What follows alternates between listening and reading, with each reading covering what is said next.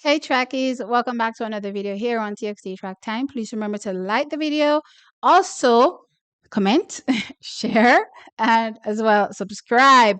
I know I said before, do everything to the video, but yeah, I know some people are worried. So to be specific, like, comment, share, as well as subscribe. You know what? Why you not subscribe? Asking for a friend. No, I'm lying. May I ask myself, why you not subscribe it? Right? Anyway, the Camperdown Classic over the weekend or yesterday was amazing in multiple ways, and the 400 meters was definitely the highlight for multiple reasons as well. And one of the 400 meters that stood out to me as well was the one with Oblique Seville and Brian Levell. And I left out of that race thinking to myself, bigger, Johnny Bravo style, and better, right? Literally what my thumbnail says. I definitely think Oblique Seville is gonna be much better this year, and clearly, as you all can see, he's bigger, right? Now, this could be personally. I'm thinking that it's, from background training lifting, right? That's why he looks so bulky. But, it could be him developing into that man bod, because a lot of people have been saying he still has, that boy bod, I suppose. For me personally, it's not really, a bad thing, because you always want to look youthful. But I suppose from an athletic perspective, yeah, then he needed to bulk up a bit more. So that's what I'm seeing, for sure. Been seeing the little snippets of him all over social media when he posts them.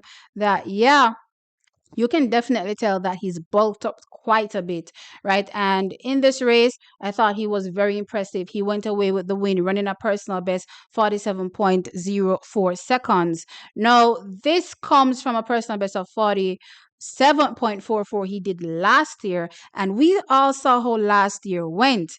Last year, literally, where he was able to clock a 20.17 in the 200 meters, just one of them actually. He did it on the straight as well, which y'all don't want me to count as a sub 20, but he did deal with sub 20 on the straight, right, with a 19.96, or was it 97 as well, right? So, with that being said, fantastic. Not only from the 100-meter perspective, where he's definitely always been showing signs of his greatness in the 100 meters. Last year, he got down to another PB, 9.81 seconds, right? So, given this performance, and as I said, how he looks to me, it's going to be a bigger and better year. No, he did start to flail, as I said, towards the end of the race, but honestly, his last 40 to me was absolutely fantastic. Even when he was doing all that, he was still holding firm, in my opinion, right? So he definitely looked absolutely strong.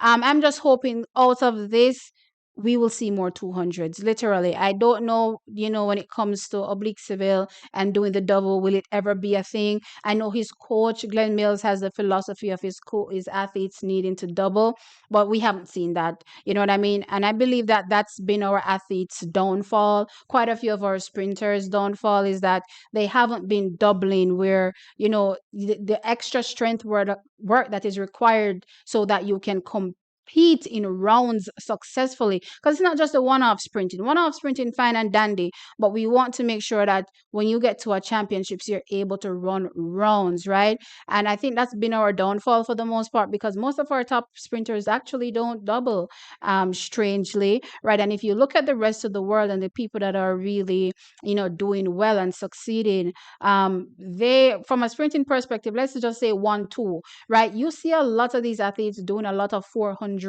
right? And the season, right, to help them with their strength work, right? So I'm thinking that that's what we're lacking. So I'm hoping that going forward, I don't necessarily believe that Oblique will run any more 400s, but I'm hoping that at least he will run more 200s.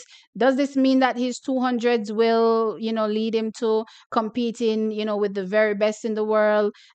Not right now, at least, in my opinion. But I do think if he's competing more in those 200s, not only would he get better over the two, but it will also help his 100 meters. So that's what I'm really focusing on when it comes to an Oblique Seville. But I do think that he's going to have an absolutely fantastic year. As I said in another video that I did, he could have won it all in 2024. Like, literally, when I go back and I look at it, I'm like, dang, Oblique Seville literally could have walked away with the whole entire dig. I mean, even when I take into consideration potentially Kishin, possibly running, his best race, which he also didn't, run his best race as well. It still could have been Oblique's thing, right? So that was a very strange, well, not really strange, but welcoming situation that I thought he was in 2024. So 2025, let's carry it all the way. That's my thought with him. As I said, Brian Levell was also in the race. He ran a 47.90. Not a personal best for him, but I thought it was a good showing as well.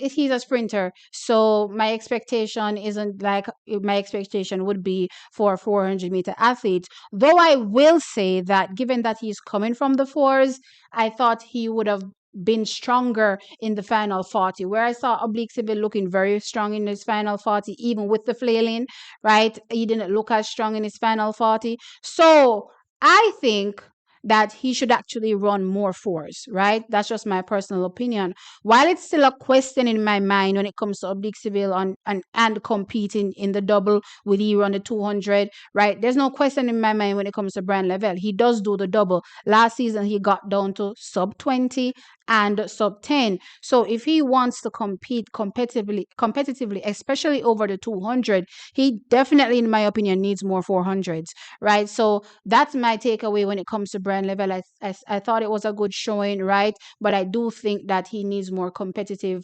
400s. And as I said, because these athletes will run the four maybe in training, who knows, right? Or maybe a 350 or whatever, right? But when it comes to doing it competitively, you don't really see them do it. So I really want to see him do more of that, work on his strength work, and hopefully, when he, pairs that with his speed, we will definitely see a much faster 200 from him this season. Clearly, the 100 in my mind is going to be faster, but a much faster 200 that hopefully will be competitive against the rest of the world, right? And that's a tall, ask, I know, but you have to start someplace, right? Step by step, and we'll get there. But yeah, those were my thoughts. I thought it was a great showing. Now in third place, not to snub anybody because y'all think I be snubbing people, was Shamar Horatio from Guyana, and he ran a 47.91, which was a personal best for him.